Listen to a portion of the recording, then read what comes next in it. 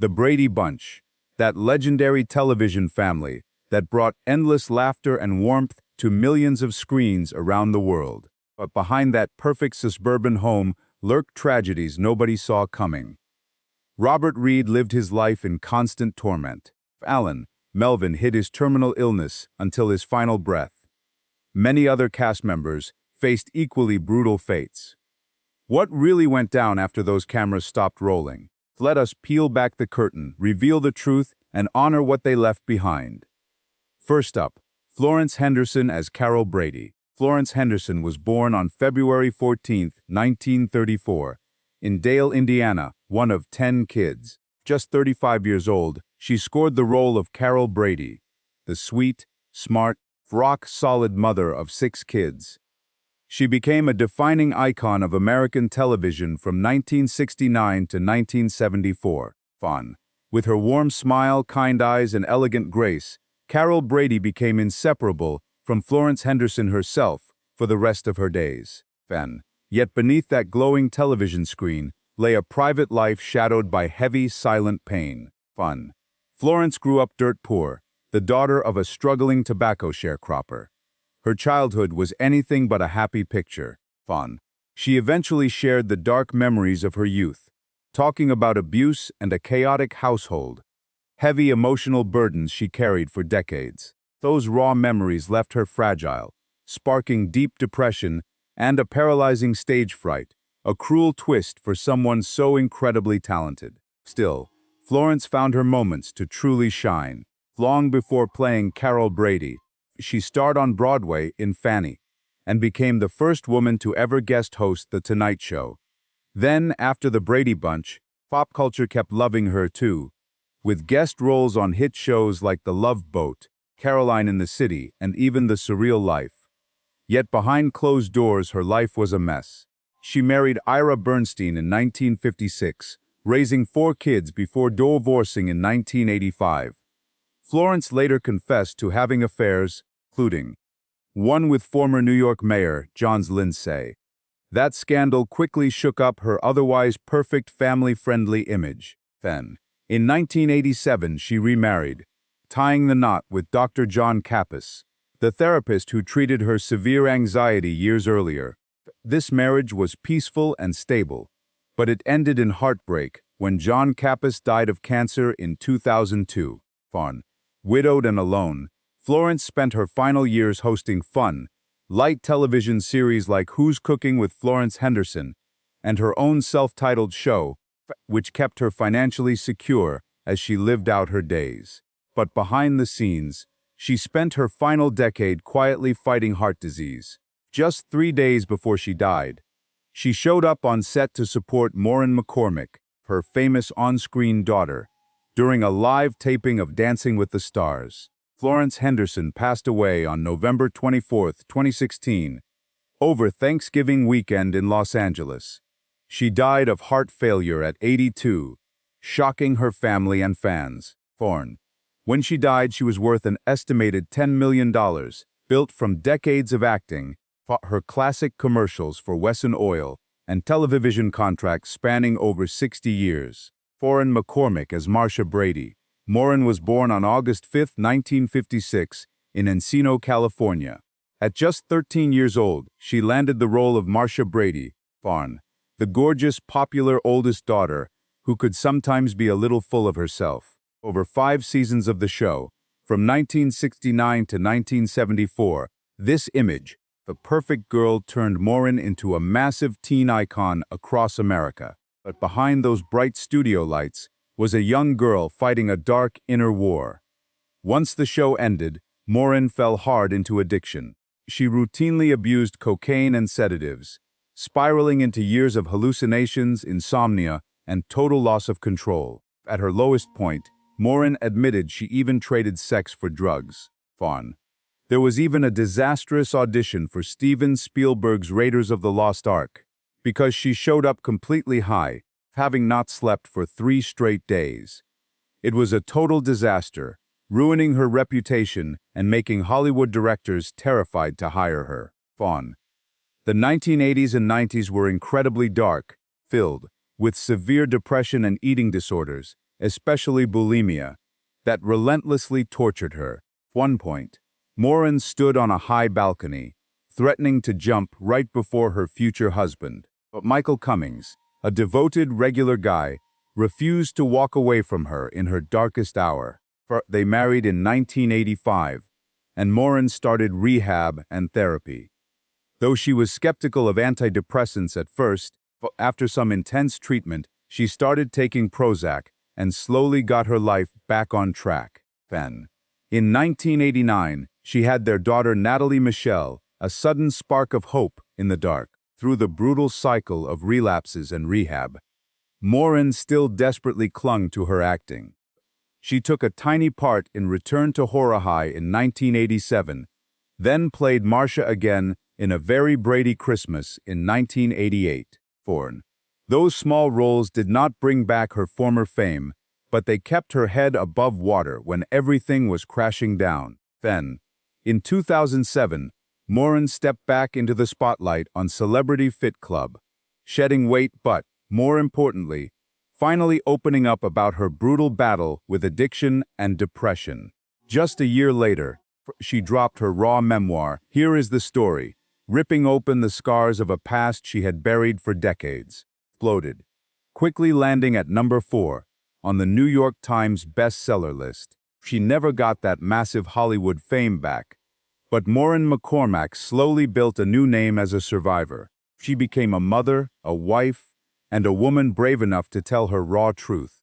Lately, you might have seen her on A Very Brady Renovation in 2019, or Frozen in Time in 2021, while she champions the Special Olympics as a global ambassador.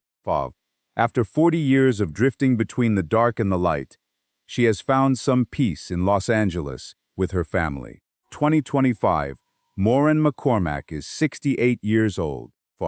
She has mostly stepped away from show business now, but still holds an estimated net worth of around $4 million, built from book sales, television gigs, some smart property deals.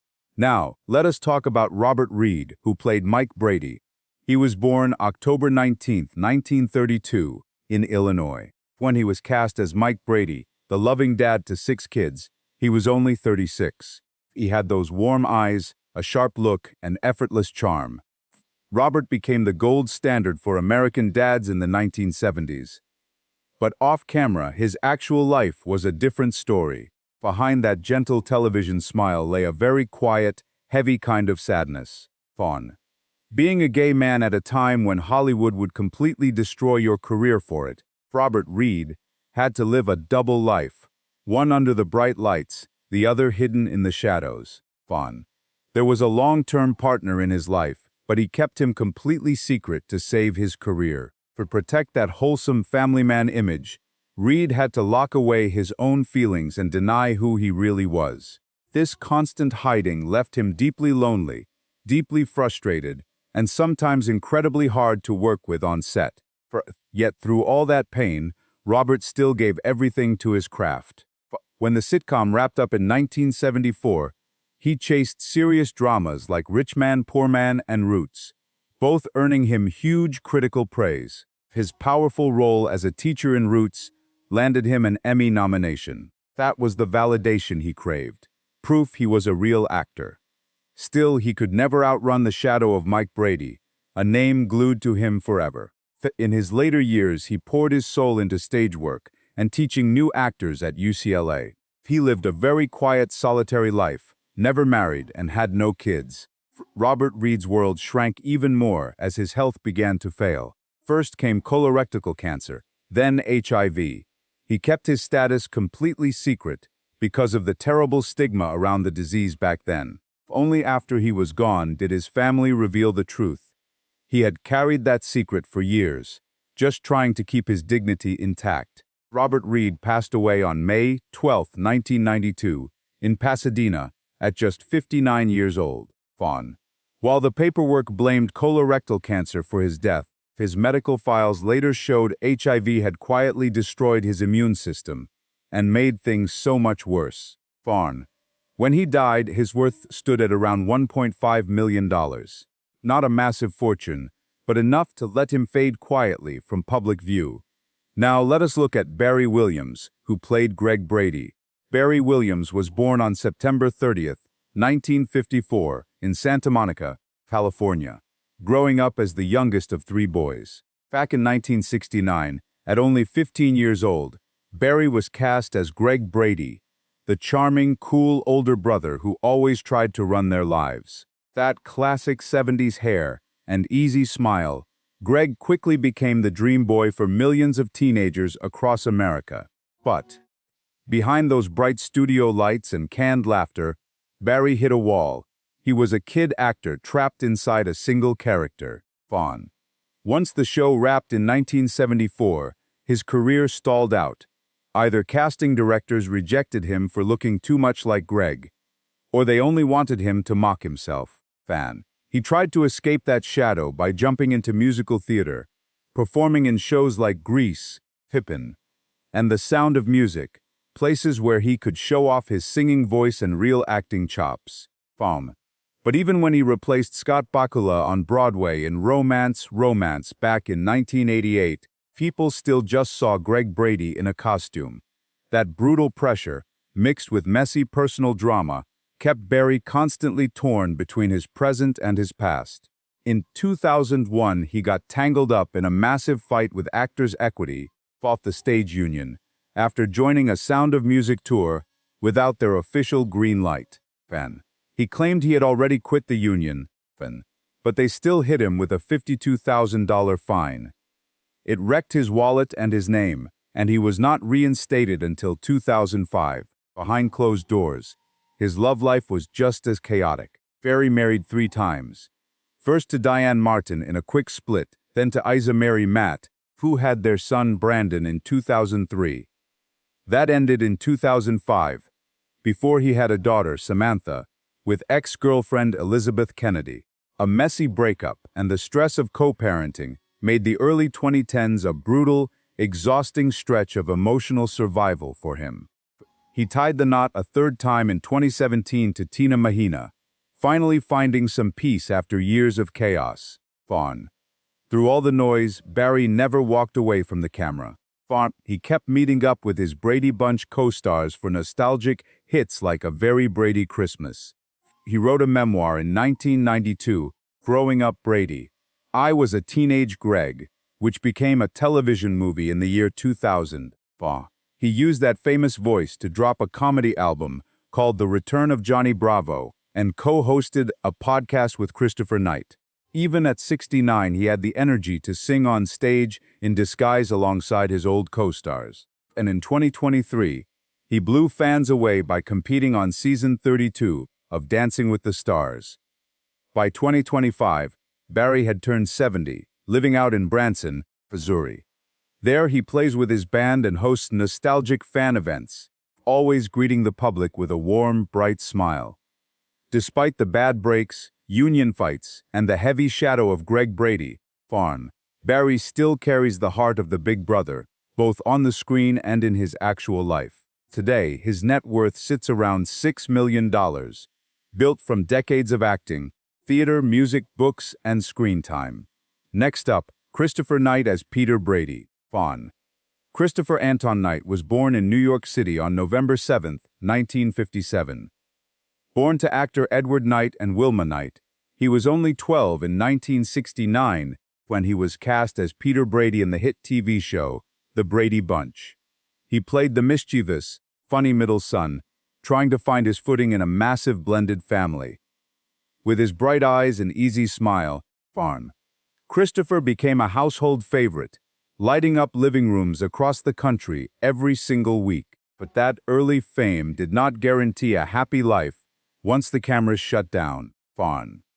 When the show wrapped in 1974, Christopher hit a wall, struggling to shake off the ghost of Peter Brady.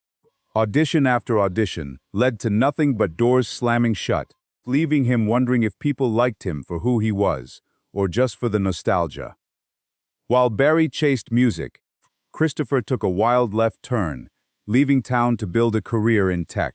By the late 1980s, he quit acting completely to sell computers as an industry executive, found fast success, closing multi-million-dollar deals, and locking in Employee of the Year honors.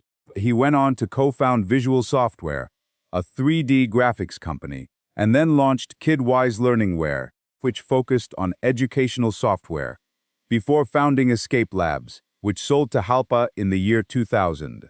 Even while staying far away from the camera, he still showed up for fan reunions, like a Very Brady Christmas in 1988 and a renovation special in 2019. But his biggest struggles were not in business. They were at home. Christopher married 4 times. His third wife was model Adrienne Curry, 25 years younger than him, and the face of America's Next Top Model. Their romance played out on reality television in My Fair Brady, leading to a Gothic wedding in Joliet, Illinois in 2006. But once the cameras went dark and real life set in, the marriage fell apart under intense media scrutiny. They split up right on their 5th wedding anniversary. After the split, Christopher seemed to find some real peace in his 4th marriage to Cara Kokonas, starting in 2016. Though he still popped up on shows like The Surreal Life, The Masked Singer in 2022, and a 2023 documentary called True Love. He chose a quieter life, far from Hollywood's harsh glare. Instead, he focused on his furniture brand, Christopher Knight Home, and built a more balanced, private life. By 2025, 67-year-old Christopher Knight is living in Los Angeles, with an estimated net worth of around $10 million. Part of that cash flows from his golden years on the Brady Bunch, but the rest is proof of his resilience and adaptability, always finding ways to reinvent himself in real life, not just for the cameras. Now, let's look at Ann Davis as Alice Nelson. Ann B. Davis was born on May 3, 1926.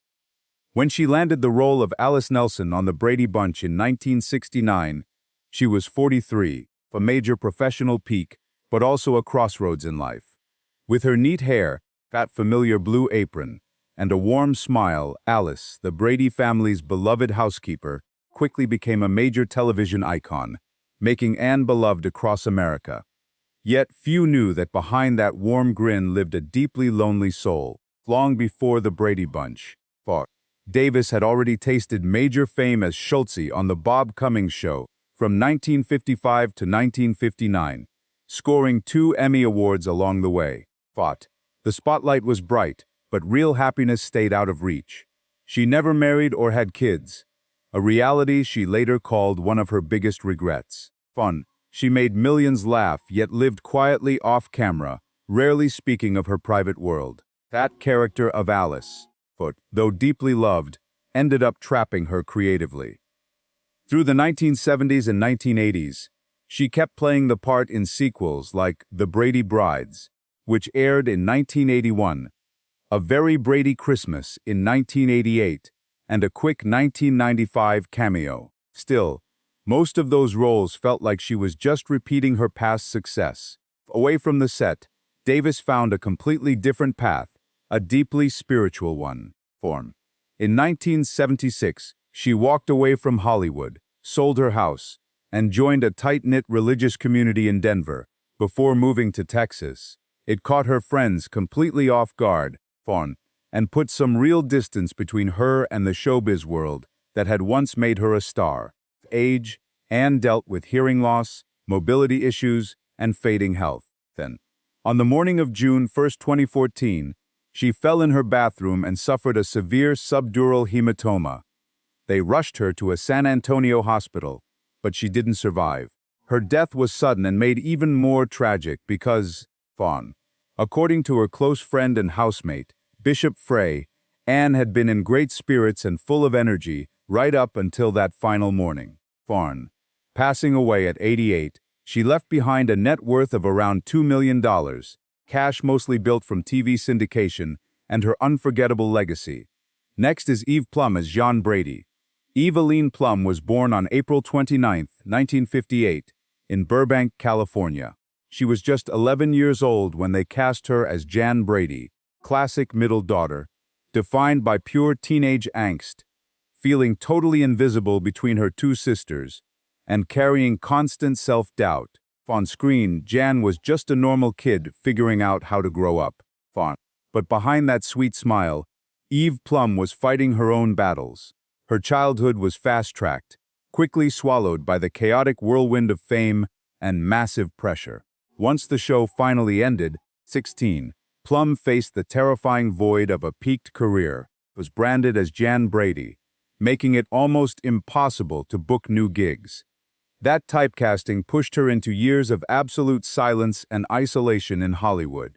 But a break came in 1976, when Eve played a teenage prostitute in the TV movie Dawn, Portrait of a Teenage Runaway. Critics absolutely loved the performance, but it sparked heavy controversy. People just weren't ready to see sweet little Jan Brady in such a dark, gritty role. She tried running from that Brady shadow, but it was always right behind her. For decades, Eve kept her personal life so quiet it bordered on complete mystery. In 1995, she married a businessman named Ken Pace. They never had any kids. While their marriage is solid and drama-free, many suspect the lonely years before she met him were filled with a lot of quiet heartbreak, not just in love, but in a career caught between old nostalgia and tough reality.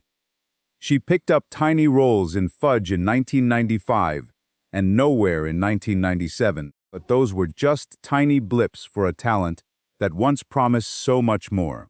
Right now, Eve Plumb is still alive at 67, living quiet with her husband out in California.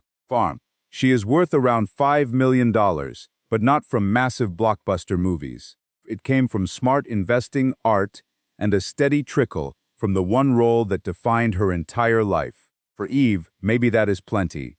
Next up is Susan Olsen, the girl who played Cindy Brady.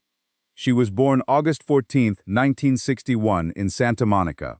At only 8 years old, she landed the role of Cindy, the youngest kid, on the massive hit sitcom, which ran from 1969 to 1974. Back then, Susan was just too young to understand how huge her little character really was. She had no clue that the role would haunt her forever, acting as both a great gift and a heavy shadow she could never quite shake. Once the show ended, Susan hit her teenage years feeling totally lost and drifting into a deep personal crisis. Kids at school mocked her, pointing at Cindy's incredibly babyish personality, especially after the Tattletale episode, where Cindy looked like an annoying snitch. It left her feeling deeply insecure, quiet, and crushed by shame. Brutal reality many child actors share, but almost none actually talk about. Over the next few years, Susan tried finding herself again, studying art, working in radio, and writing. In 1988, she married her first husband, Steve Ventimiglia, but the marriage crashed into divorce after just 2 years. She remarried Mitch Markwell in 1995. They had a son named Michael, who was later diagnosed with Asperger's syndrome. Raising a special needs child brought heavy emotional pressure, which ultimately broke their marriage apart in 2004. Around then, she kept busy with art gigs, radio shows, and Brady reunion specials like The Bradys in 1990, plus holiday flicks like Blending Christmas in 2021. Yet everything tied right back to Cindy Brady, a name she openly called a career curse. Away from Hollywood, Susan found real comfort in painting and design, particularly through her satirical art series, Fluffert. But the storm wasn't over. In 2016, she got caught in a massive online firestorm over comments allegedly targeting the LGBTQ+ community. This forced her to step back from the spotlight. She tried to clarify things later, but her reputation took a massive hit. Since then, she has lived a much quieter life, avoiding the public eye. By 2025, Susan Olsen reached 63. She still lives out in California, focusing heavily on her artwork, raising her son, and making occasional appearances for old time's sake. Her net worth is sitting at around $2 million. Now for Mike Lookinland, who played Bobby Brady. He was born December 19, 1960, in Mount Pleasant, Utah. At only 8 years old, this energetic kid with the bright hair won the role of Bobby. He was the playful, curious youngest son on the hit series from 1969 to 1974, Farnan. Even before the show, Lukenland had already done over 30 commercials, and this breakout role instantly turned him into a household name for millions. But off-camera, his path to growing up was a brutal ride.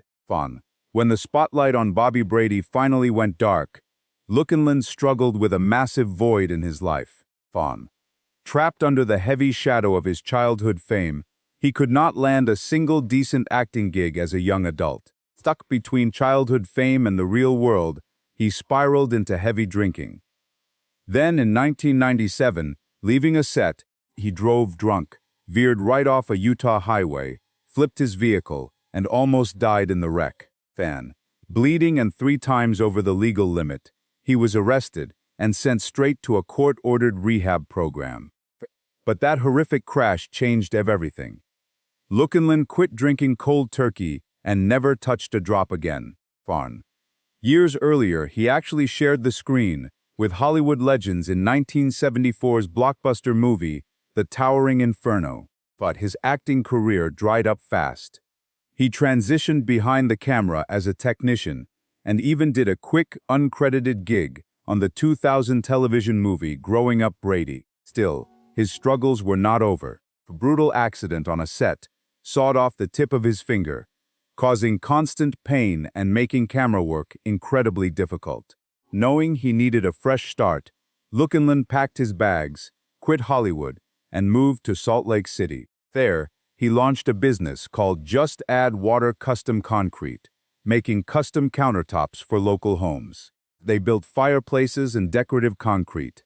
It was a bizarre twist for an ex-sitcom star, but it finally brought real peace. In 2021, he joined his old co-stars for the movie Blending Christmas, a sweet nod to their shared past. 64. Mike Lukenland lives a quiet life in Utah with his wife, Kelly Wormoth, and their 2 sons, Sitting on about $2 million from his production work and business deals, he chooses a peaceful, normal life. It is a far cry from the fame that once led him astray. He is not that wild little Bobby anymore, but to the fans, Mike Lukenland stays locked in as a sweet piece of television history. Then there is Alan Melvin as Sam Franklin. He was born February 18, 1923, in Kansas City, Missouri. When he started playing Sam Franklin, the jolly neighborhood butcher on the Brady Bunch, from 1969 to 1974, he was 46. Even though he only popped up in a few episodes as the boyfriend of Alice, and later her husband, Sam became a huge source of laughter and warmth, bringing a little peace to the chaotic Brady household. But, underneath that friendly face and booming voice, the actor lived with some real, quiet frustrations. Alan Melvin got his start on Broadway, served in the Navy during World War II, and hit it big as Henshaw on The Phil Silvers Show. Packing more than 100 roles under his belt, his voice work made him a legend, especially as McGill Gorilla and comedic icons like Barney Hefner in All in the Family or Sergeant Hacker in Goomer Pyle USMC. Yet, his talent for comedy became a golden cage, keeping him completely pigeonholed. He once admitted that never getting a shot at serious, dramatic parts was his biggest life regret. A quiet, heavy disappointment. Hollywood pressure is brutal, but Melvin always found true strength in his personal life. He wed Amalia Finina Serro in 1944, and their 60-year marriage was a rare, beautiful thing in show business. They raised 2 kids, and while the crazy Hollywood spotlight tried to pull them apart, Alan always put them first, turning down faraway gigs just to stay close to his wife and kids. By the 1980s, he was back as Barney Hefner on the show Archie Bunker's Place, before shifting to voice acting for a steadier paycheck. That familiar voice echoed all through the final years of 20th Century on shows like The Banana Splits, The Secret Lives of Waldo Kitty, Tennessee Tuxedo, and plenty more. After years of bright lights and loud TV sets, he quietly stepped away, wrapping his run as McGill Gorilla in Scooby-Doo in Arabian Nights in 1994, then calling it a day. On January 17, 2008, just weeks before turning 85, Alan Melvin passed away in Los Angeles after fighting cancer. With $1 million left behind, most of it came from his voice work. He was laid to rest at Westwood Memorial Cemetery, a final home for many legendary stars. Behind those warm Brady Bunch smiles lay deep, unseen shadows. Farn. Do you think they were actually as happy as they looked on television? Tell us what you think below, and keep watching to uncover the real stories of this classic cast.